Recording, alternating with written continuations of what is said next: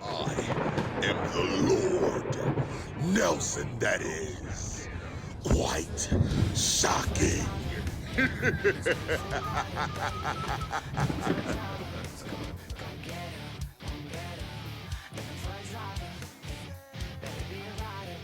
Hey guys, this is Scotty, Good Company, with my friend Madonna. You need to definitely check out the show. It's amazing. Live and Loud with Lord Nelson.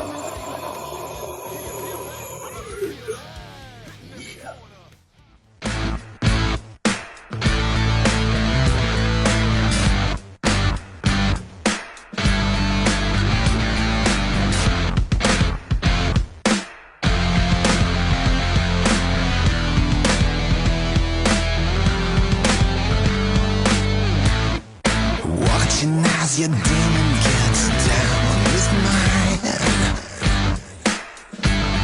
there's laugh and there's sorrow and tear, with abandon, lust and dismember, courtship of ours. Sexy little killer that caught my eyes. I know no one ever survives, but I'm praying to say so I can die just a little bit longer. You make my mind black and blue. When I let you into me, I know the blue makes me feel like black. Reminds me why I'm here. You make my mind black and blue. When I let you into me, I know you makes me feel like black. Reminds me why I'm here.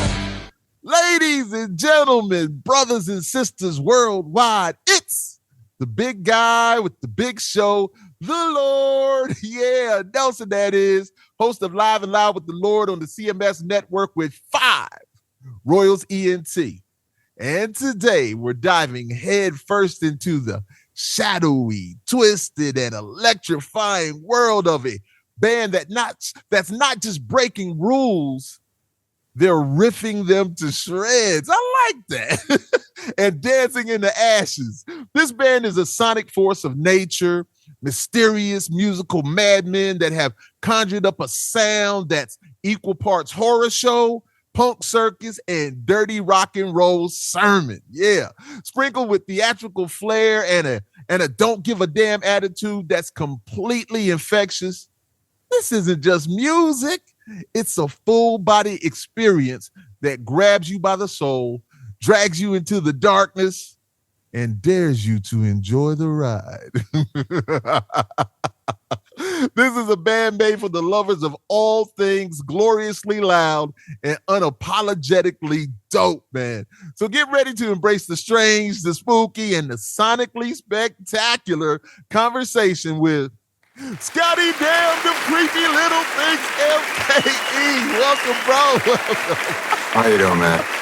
I'm doing well, man. So I always like to start it off with my first question is, where are you from, bro? Milwaukee, Wisconsin, or Milwaukee. Yeah. Yeah, I've had a few guests over in Milwaukee, man, and listen, just a dope place. It's got to be, man, because there's a lot of dope artists coming from there. So what's the best thing about being from Milwaukee? What is the best thing? That's a good question. Nah, I'm just kidding, man. I actually love the nature here. Like we're talking right now, you just saw that flash. That's freaking. Can you hear that? That was thunder. So you're literally interviewing me doing a big old hail, lightning, and there were tornado watch and warnings going on. That's what it's supposed to be, man. You bring that excitement and energy. That's bro. right. Yeah, I screwed Mother Nature last night, and this is what happened. You know.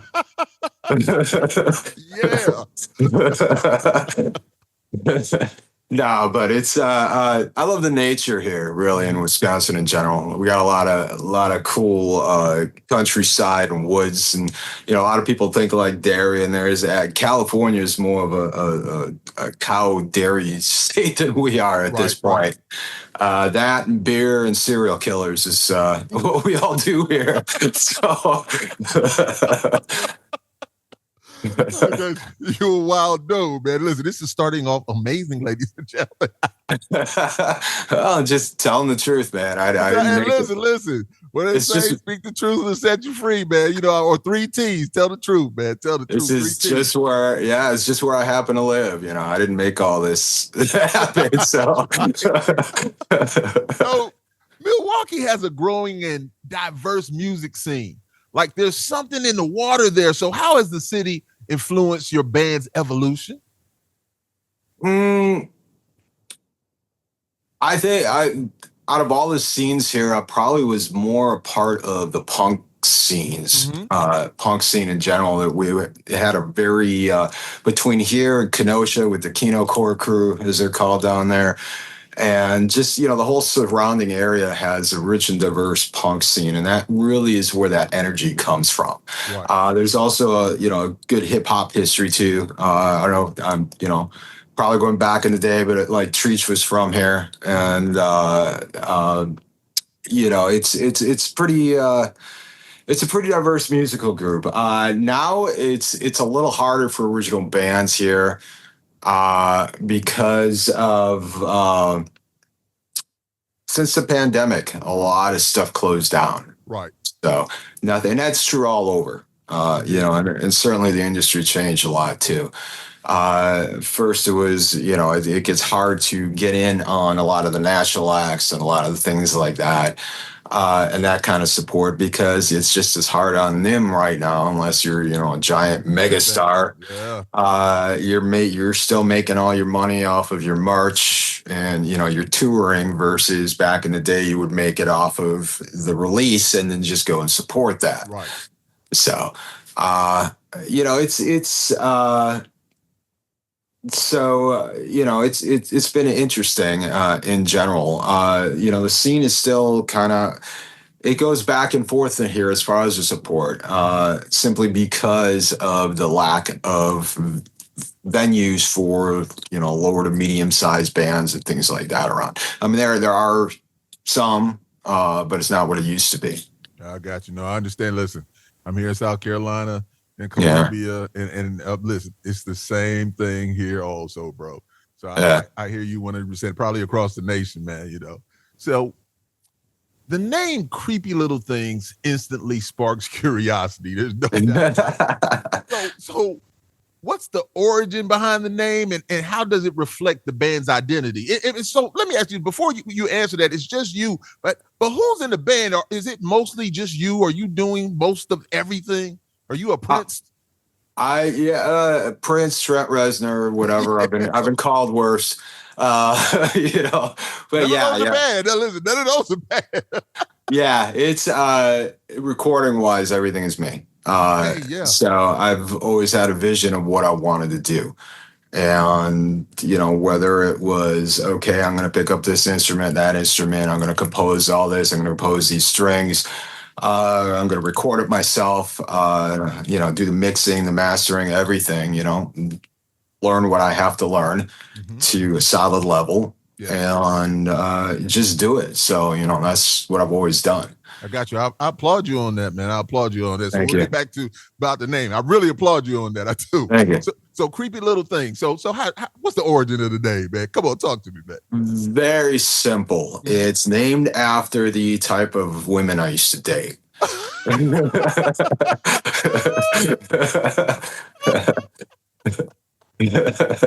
That's basically it, man. It can mean more than that at this point because life goes on, life evolves, but that's how it started. So wait a minute, hold on. Listen, I'm super visual, man. So all kinds of things are running through my head right now. Yeah. So you said past tense, used to date. So why are you not dating those kind of women anymore?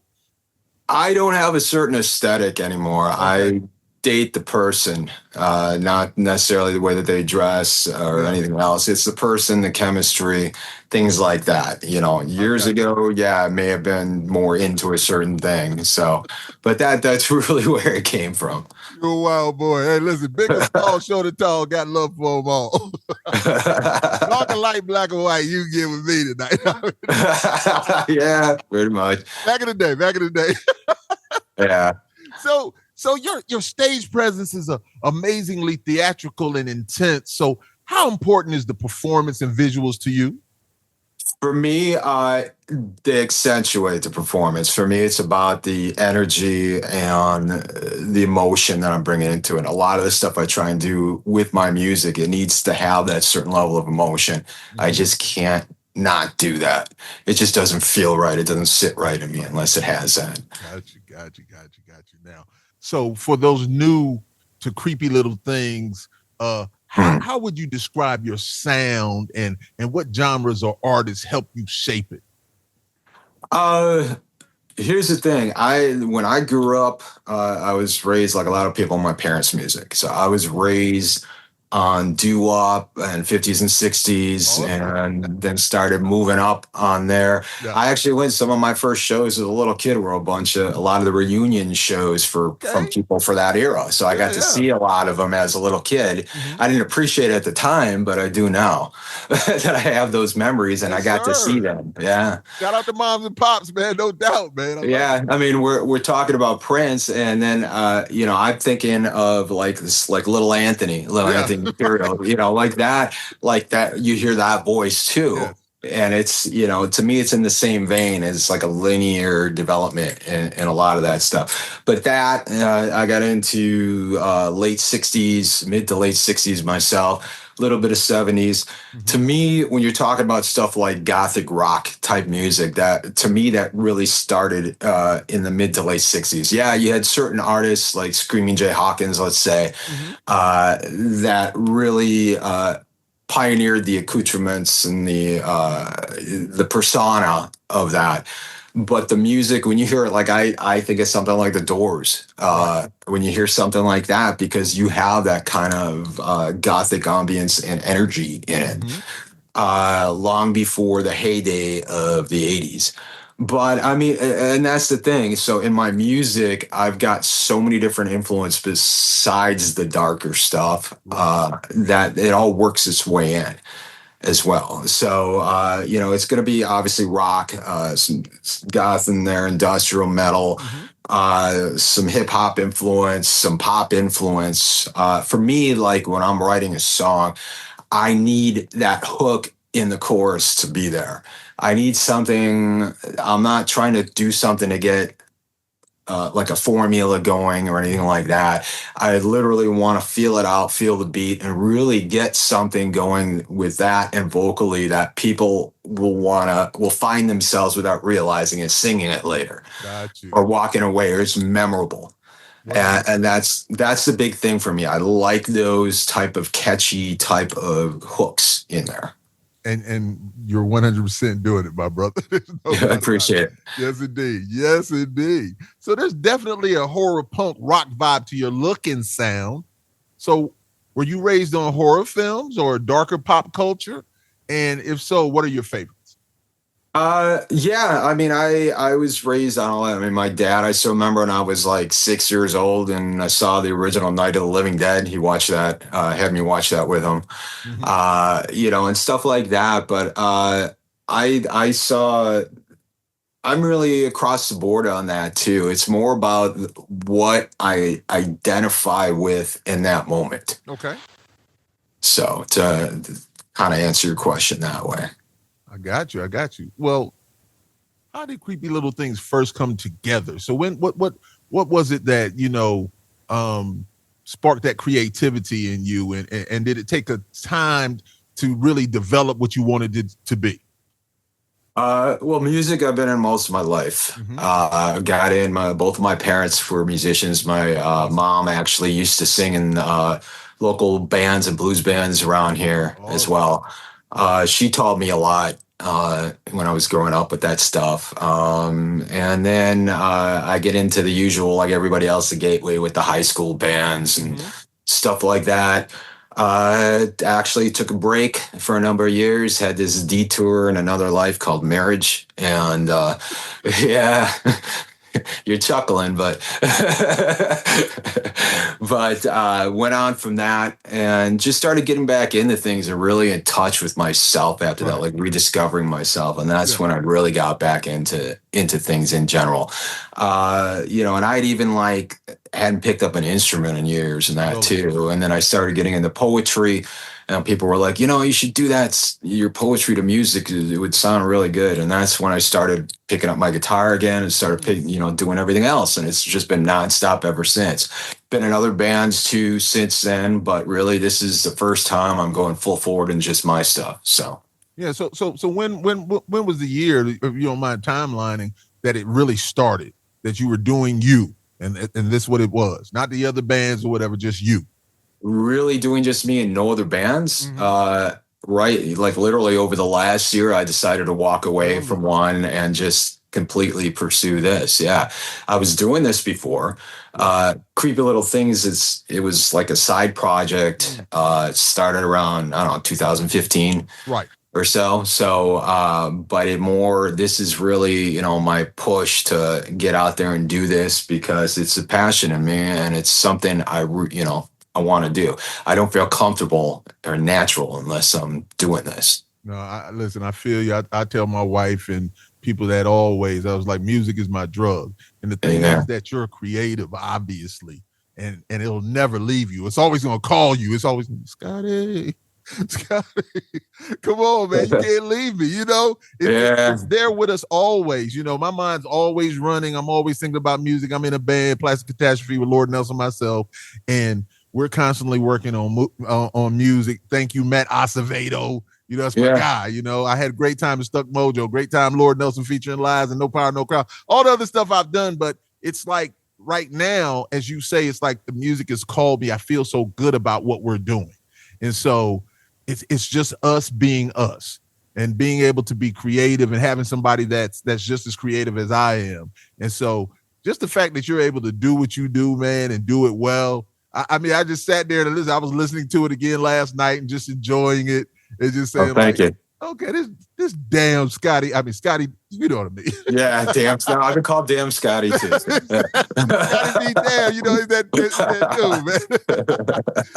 man. So you clearly take pride in your individuality. So how do you stay true to your artistic vision in a world that often pushes conformity? Because it does.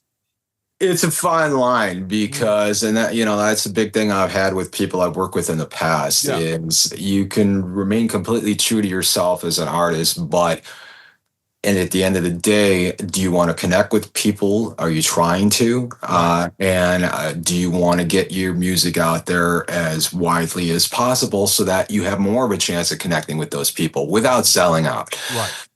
So that's the big thing too. When I'm writing stuff, and I found for me, if I just am myself and I put that passion and those feelings into what I'm doing, it resonates. Yeah, nobody has to like every single damn song. Right. But there's always going to be at least one or two that people connect with, and then another group will connect with other ones, and so on and so on. And to me, that's the special thing is when you have somebody that listens to your song and that song means something to them. It's resonated with them because of their own experience. And then in that sense, they're not feeling, and you're not feeling as disconnected or alone. And to me, that's the important part of the human condition is how are we connecting as people at a given moment? Yeah. Love it. It's a true energy exchange, man. From us to them and them to us, man. And there's nothing better when you're on that stage and they're singing the songs with you and vibing with you and feeling what you're doing and you're feeling with them. As I tell people, it's not that they're in the moment. They become a part of your moment. You are the moment. And they're there to see you and they become a part of your moment. And it feels like everybody's as one. When everybody's as one, man, it's just an amazing an amazing feeling, man. It really is. It really is. Yeah, it's a different feeling. Like I've had people that, say, well, how can you be on stage? Don't you get like nervous? And everybody gets nervous. You let the feelings pass through you, but it's about that connection. Yes. And I actually feel less anxiety on stage than I do if I was sitting in a crowd full of people, believe it or not. So I understand. Indeed. Yeah. Yeah. Listen, once that music hits, I'm always like, I'm not thinking about anything else. I want to remember my lyrics. I just want to have a good time on stage, and I want the people to have a good time. So now, I understand, man. Indeed. So the energy in your live show is electric. So what's your mindset when you step on stage? Is there a ritual or switch that you flip before you go on? It's changed over time. I really just treat it as no different than I'm sitting here like I'm with me talking to you in my living room like this. So I get on stage and it's really just no different to me. I try and treat it like that, because the moment you start thinking about anything else, whether, there's, all these people are looking at me, or, there's a lot of people there, and, I hope I don't screw up, stuff like that. Yeah. The moment you do that, that's when you're going to screw up. That's when you're going to do that. So it's more about treating it like it's no different. Like, you do your practices, you do everything else. You treat it as just another practice. It's just another thing. But the flip side is that then your practices, that's where you're allowed to screw up, but you also have to bring that energy during your practices, so you are really carrying through on that. Indeed. So they're no different than being on stage. Right, I got you. As what Michael Jordan always said, he practices when they practice, he practiced super hard. So when the game came, it wasn't nothing to him. Right. The game wasn't even as hard as the practices were. So he was always able to excel and do his thing. I got you, man. Listen to this genius right here, ladies and gentlemen. Listen to this young man. So what's the writing process like for you? Do lyrics or the riffs come first, or you just start playing and just jam out, just freestyle? Either one, really. It depends at any given moment. I could come up with something like my phone voice memos are just full of like song ideas, because I could be anywhere and I need to record it. Yeah. And then I'll come home and actually flesh it out a little more and stuff like that. There's that, or I could come up, sometimes I'll come up with a vocal melody, but I won't have an idea for a chord progression yet. There's other times where I'm hearing that, some kind of riff, and then I go and turn it into a song. There's times I could be inspired. I could half hear, like real shittily hear somebody else's song in a blur in the background, and I get some kind of odd melody out of that, and go and run with that and turn it into a song too, and stuff like that too. So, and that's another way to be inspired by other people without ripping them off, is doing that. So that inspiration comes from a lot of different places. Lyrically, I try and put my own experiences in there, the experiences of people that have been close to me, too, to the best that I can, because I'm not them, it's their experiences, but I've shared their emotions because they've expressed it to me. Right. So, I've done things like that. Like one of the songs I sent you, or that was in the folder, called Clean, that song's about addiction. Right. So, and we all have our own addictions, in those regards too. So there is some of me in there. There's some other friends, in there too. There's this idea of also being downtrodden in there and not accepted, but still trying to carry on. Right. So there's a couple of different avenues that could go in any one song. And then as far as fleshing it out, I treat it like a painting. So I'm building up layers and layers and layers and trying different things and seeing what works. It may sound, when it's starting out, very simple. And because I want that solid song structure there, and the progression. There are other times too where I'm like frustrated, you know what? Fuck it. I'm just gonna, and I delete everything except the vocals and the drums. Right. And then I'll come back in and try something new on top of it with those already in place. So there's lots of different ways that these songs come about. Well, listen. I'm gonna say something to you. What's that? And not that I have to say it to you, but man, don't delete any of that stuff, man. Don't delete any of your creativity. This is the album now. I got you, but just put something, just put it over to the side in case you have to revisit it. Because at one time, because it's your creative spirit that goes. Listen, man. So, man, listen. There's this thing called computers, and you can back up files and try something new. I got you. I got this. I got it. I'm just saying, man. Don't lose your creativity, man. You never know what can pop, man. You never know. You might revisit it and be like, you know what? If I put this on this would be real, real dope, man. So now I get you. And I appreciate it. And just for you doing all your music and me listening to it, man, you have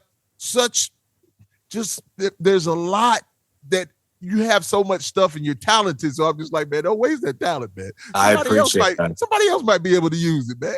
That actually means a lot. Thank you. Yeah, no doubt. So how do you balance the horror side of it and humor side in your work without tipping too far on either side? Because I'm just being me. So I'm not doing horror or darkness or any of that stuff just as a gimmick or just as, or I'm in this genre, so I have to do this. That's the thing, like I was saying before, I mix genres freely. So you hear all those elements. So anything that's an expression that's going on is literally an expression of me. Awesome. And I'll change around depending on the moods. Like this is just, what I have now is just how it is. I'll do all different things, dress all different ways and stuff like that too, just depending on what the mood is. And that's really what it's about. It's not an artificial, well, today I'm going to put this stuff on here in my Tuesday outfit. And today I'll put my Wednesday on. It's about how do I feel like expressing myself in that given moment too. Right. So I respect that, man. And that was kind of like something that I learned also. Like when I got with Stuck Mojo, I was like, there was a guy who did our open season video, Simon, and I just remember him sitting me down and having a conversation with me when we were in Rich's studio, and he was just like, Lord, you're this big guy, you can't be Bones. And, Bones is my brother, man. I love him so much. He's just like, you can't be Bones. I'm not jumping, all around that stage. Like, I can't do that. Bones everywhere. He was just like, no, man, you're just a big guy, man. You got to just, I said, yeah, man, I plan on being methodical at times and just kind of, pacing myself, seeing what's going on, because it had to work for me. I couldn't be him. So when you say that, I understand that clearly. You just have to do what you do. And so when I finally understood who I was, and now even with Plastic Catastrophe and Lord Nelson, I'm just me. I'm just free, and I don't worry about anything. I'm just going to do what I do. So when you say that, I respect that, man, to the utmost, man. I really, really hear you on that, man. So what has been the most rewarding part of this journey so far with Creepy Little Things? Writing music I'm happy to have written is one thing. And the other thing I mentioned earlier is when you connect with people. That's really what it is. Whether it's through the message or the melody or anything else, when you create that connection, it's something special, especially when people express it back to you. True. Very, very true. Very true. So let me say this. So as I was listening to your catalog, every song was in a certain pocket, a certain tempo and groove. What I like to call a slow burn. And believe me, I always use that slow burn, and Slow Burn's Coming, which is amazing, man. So I love that. Yeah. So then I got to the album Fallen Angel. Yeah. And it caught me off guard. So it's a great album. It's super dope. So what made you take the energy of this album to that level? Fallen Angel was my first album. That to me it's still like a warm up to this album that I'm going to be putting out, because I was still in a lot of ways learning to express myself. Like I had an idea, I knew certain things, and you'll hear it. Like I said, the mixture of stuff, like even the opening track on that one too is like a little. I don't want to say Kid Rock, but it's like it's got that. it's got that kind of beat, you know, it's got that semi rock rap type of delivery to the vocals. There's a couple other songs on there too. Even the title track, "Fallen Angel," to me has a little bit of R&B influence to it too. When I was doing that, so it's that was me really feeling stuff out. It did start the thing that I always want to try and carry forward, which is I also try and do two reimaginings. I don't like calling them covers, two remakes of other people's songs, and I like to include that on the album, just like that's on this album too. So that's really the thing that's carrying forward. And again, I learned, all right, what do I not like? What did I like? What really felt the best, and what did I need to improve on, both in the artist and as an artist and in the studio, etc. So that's really what that album did. One of the songs I'm going to be is carrying through, the song "Come On" is going to be carrying through to one of the to the new set too. So so let me say this, so you know now of my little notes here. Okay. Testify. Yes. And I love the chorus. So when you were speaking about the chorus and the melodies early, see, because I know you're a melody dude. I'm a melody dude. It has to have some melody for me. It has to have a groove to me. And you're doing that, no doubt. So I love the chorus and Testify, and then the change of pace and the transitions that you have. Love it. I was just like, he's on point with this. And the fact that you did this one first, and then the newer stuff is kind of more in the pocket and slower now. You know what I'm saying? And so, and then Come On, as you were just talking about, it has crazy energy, man. I love it. That's another great one, indeed. And, and then your take on Wicked Game. Man, listen, I enjoy. I was like, wait a minute, hold on, is this? I said, yes, it is. I was like, oh man, no. Your take on it, the way you did it, I love it. Beautiful, great job. I appreciate it. I've done some things like that. We haven't put them out, but I've done some things like that, so I understand it. And listen, you did a great job on it. I just wanted to say that, man. Oh, thank you. Yeah, I love the original, the hauntingness. I also like, there's another band called Him. It's not around anymore, that they did their version. There were parts of that I liked. The heavier rock sound that they did. There were other things I didn't like, so I wanted that to live somewhere in between those two. Right. So I wanted to return to the vocals a little more of the original, which I tried to do. And that was a thing too. I mean, when we talk about things for improvement and things like that, I worked my ass off nailing that song to the point like, okay, I need to work on my higher registers a little more to make that, so I don't have to really go at it so hard to do it. And I think I've done that with this current album. You look at it, even the chorus, to go back to the song "Clean." It's definitely in a high key, in a higher range than what normally would have done in the past too. So, but yeah, I mean, I think it's an interesting point that this album has more of a kind of a slower groove, even though some of the as a whole, the BPM of a lot of these songs is faster than the other one. But I think I really wanted to nail the grooves, nail people over the head with the grooves in this new one. So got you. Now, loving the vibe, man. You're doing what you do. Thank you.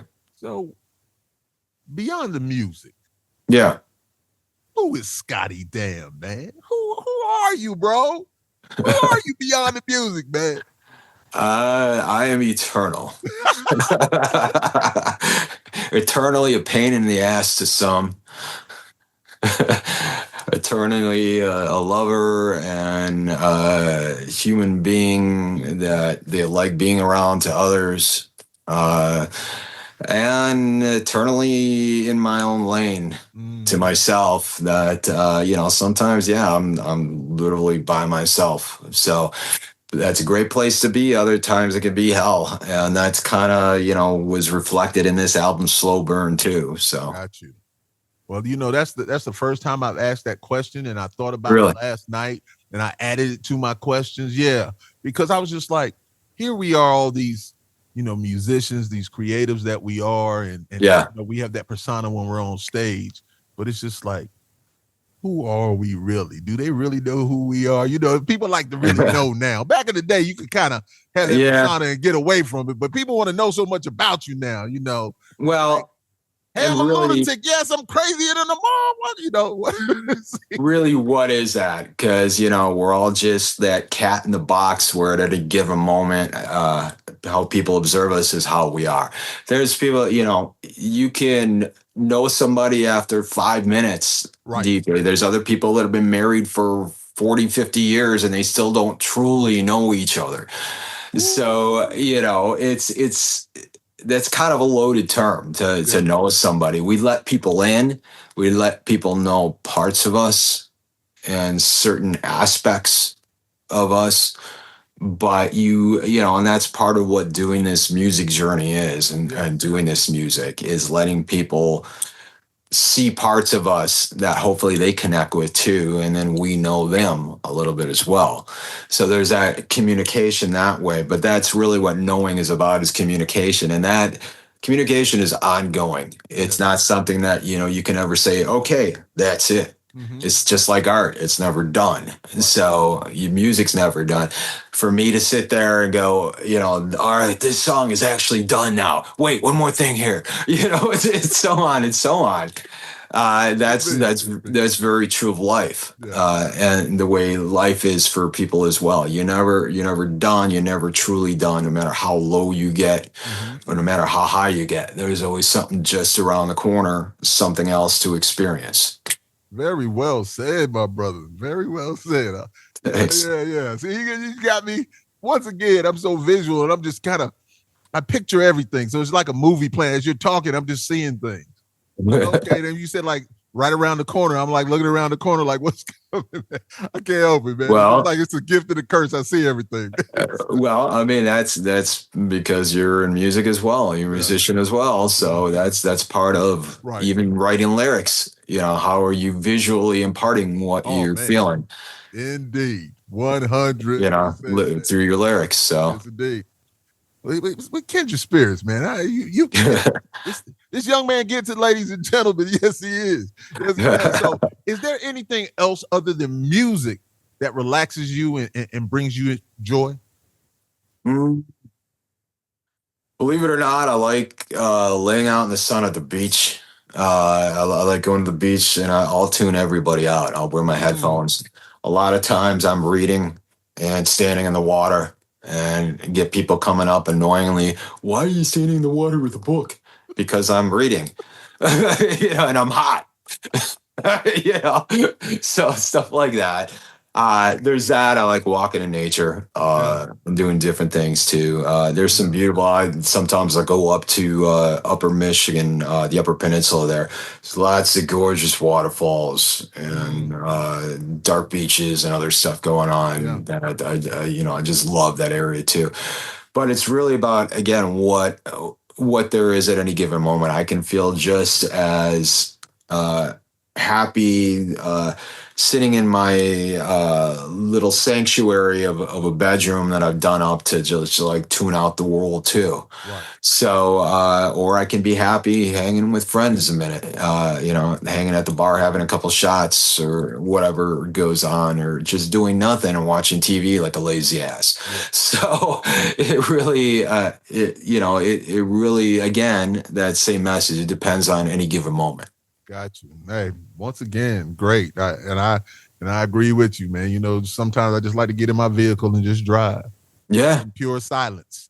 That too. Conversation, you know, not saying a word, just but mentally, you know, as Russell Simmons said, you know, a lot of times you get in there, you drive your vehicle, and he said, just tune out everything. And then when you're having that conversation, with a higher power. Those words and things that you're hearing in your head, is just something different. And so I was just like, yeah, man. Or I like to go fishing. I love to go fishing. And that just brings me peace of mind, man. You know, I say that more people do fishing. I do catching because I'm good at it. Okay. You do catching. That's good. But no, man, I understand that clearly. And I agree with you, man. That's true. That's true. So the indie underground scene can be rough terrain. So what keeps you motivated to push through the grind? this thing inside of me that says I've got to do this or I'm not going to feel complete. It's, it's not a point of, because we all hit walls, we all hit speed bumps and hindrances and stuff like that. But it's that, okay, what are you doing this for? It's obviously not money. It's obviously not, the fame and glory and crap like that, that can come with it. But it's more about that burning need and desire inside to express yourself this way and put yourself in front of these people and lay yourself bare with all these emotions. You completely naked and unadulterated. It's that. It's a special kind of person that wants to do that and go, hey, I'm entertaining you with it. So that's really what it is. Got you, man. Love it, love it, love it, young man. So what can fans expect next from Scotty Damned and Creepy Little Things MKE for the remainder of 2025? Well, the album is being released on June 20th, and I'm getting out there basically on my own and starting to get out there and perform with Creepy Little Things. I've got a stage type of act worked up and show. Again, mainly built around me being authentic with myself, but I've got some other people. I'm taking my cues because it's just me. I'm taking my cues a little bit from some of the old school industrial groups that would have like one or two people on stage. Also hip hop, same type of thing, where you've got mainly the backing track going on, but you're still putting on a hell of a show and getting people interested. So that's what I'm looking at doing this year and really getting out there and supporting and pushing that album and making inroads for my project, myself, as an artist and for Creepy Little Things in general. Eventually, I may build up a full live band, but the way things are right now, it's not really needed, and it would be more of a headache than it's worth, including financially, because instead of just myself and one or two other people that may or may not be coming with, I've got to worry about a whole band then, and I've got to worry about, well, is it worth everybody's time? Because are they getting that paper? Are they in it for the same reasons as me? And there's also the issues of finding the right people, because you don't want to just take anybody that just fits in. And that's not saying that's not being an ass to saying, oh, you're not worthy of it or shit like that. It's more of this idea that you want people like a family that share your outlook on things, most importantly, music. So finding the right people for that is a little easier once your music is starting to get out there and people gravitate towards it, and you're more likely to find the right people that say, hey, I want to play with you. I want to do this music. I want to write with you too. And things like that too. I just started working with a friend of mine from out in Los Angeles who's a real talent too. Her name's Manic Vamp, and I'm helping her them write some different music and flesh out a couple songs too that they've been wanting to do. In fact, we're going to be doing that in person. They're driving across the country. We're going to be working on that at my place here then too. So I still love doing that. And you'll see me involved in other people's music as well. But for right now, it's really getting out there with this stuff and opening for as many different people that make sense as possible in as many different locations as possible. I happen to be based here because this is where I live. But most of my performing, I want to do everywhere else. Yeah, you want to be global. I got you. Well, yeah, listen, because you're an entertainer, man. It's not just the fact that you speaking about doing your show and I know a lot of times like Matt Lindwin was talking about the doing the same thing is just not having a band. He knows what he wants. And when you know what you want, it just really makes it easier. It's probably easier just to hire somebody to do things at times. I get it. You want it to be a family affair. But, a lot of times, man, so many people have so many, their differences of how they think, their perspectives or whatever like that. But you already know what you hear in your head and what you want.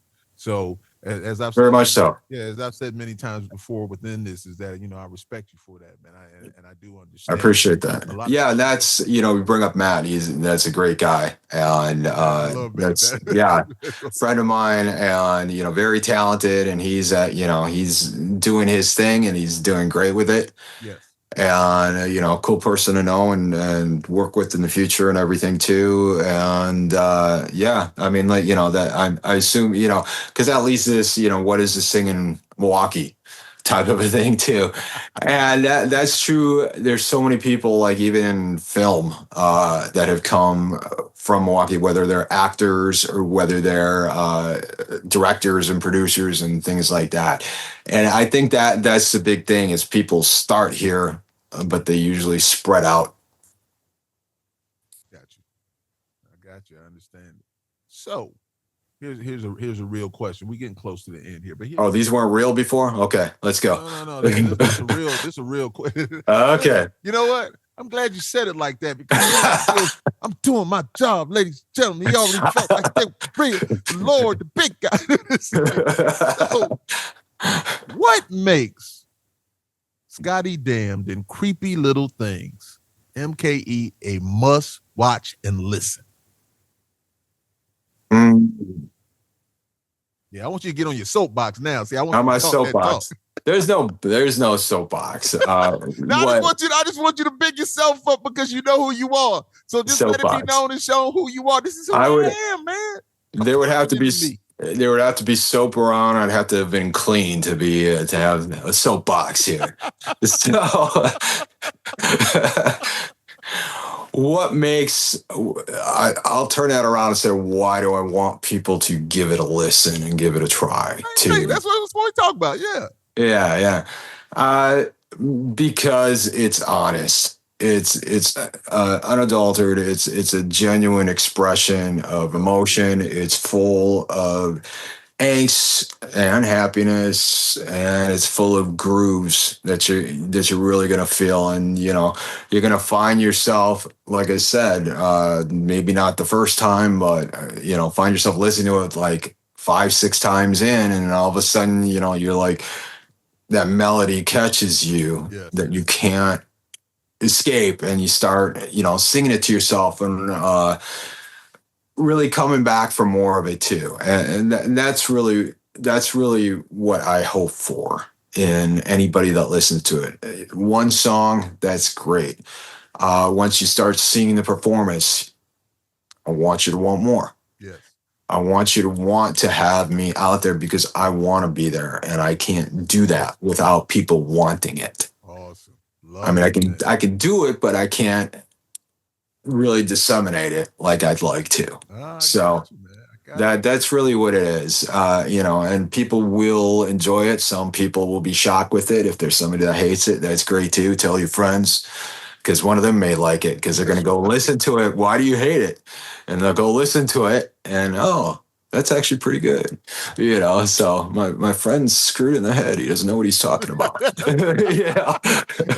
And ladies and gentlemen, a lot of you are just like us. There you go. Yes, indeed. So my last question is this right here, young man. First of all, let me say this. Great conversation. Thank you. I enjoyed all the answers, man. It's good to laugh and clown, but still really get to know you better and just see the man behind this music, this great music that's out there, man. So what was the last song you listened to?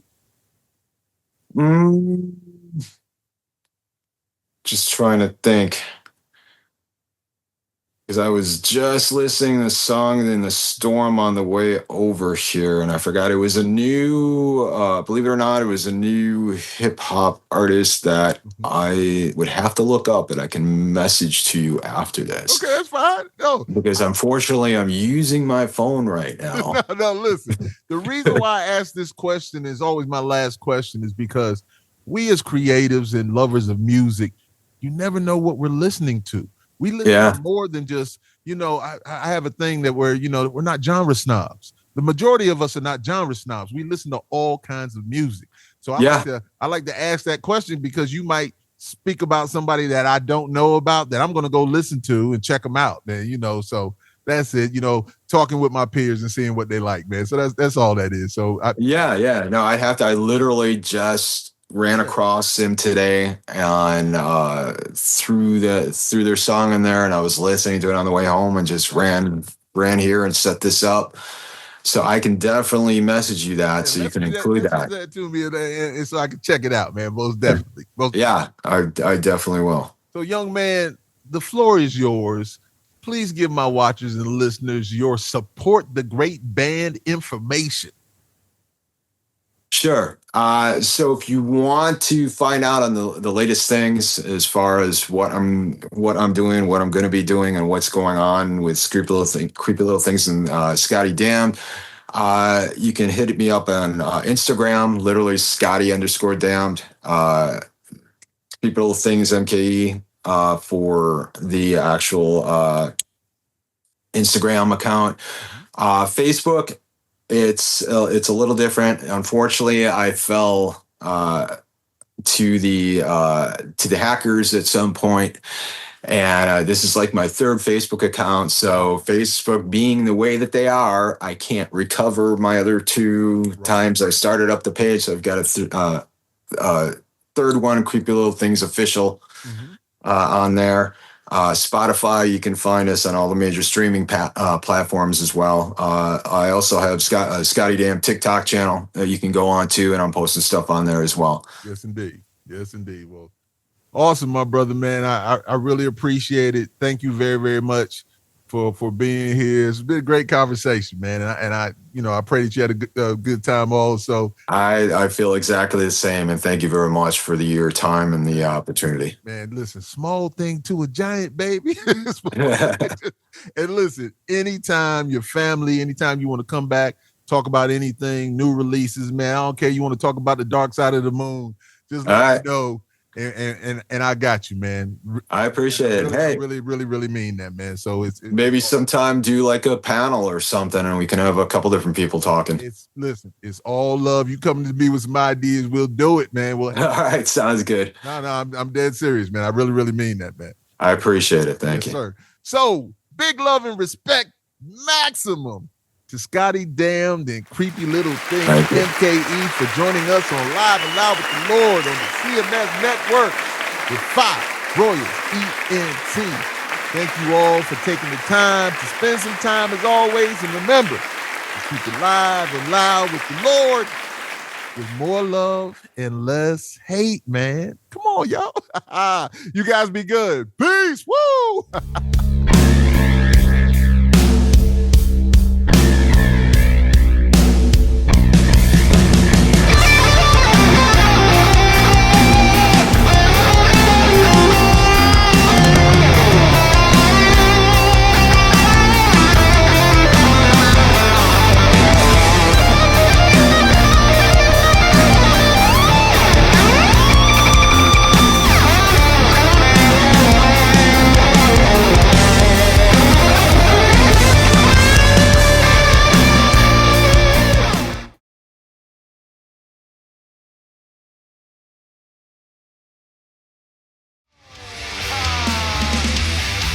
Turn it up. You're listening to Live and Loud with the Lord, Nelson, that is.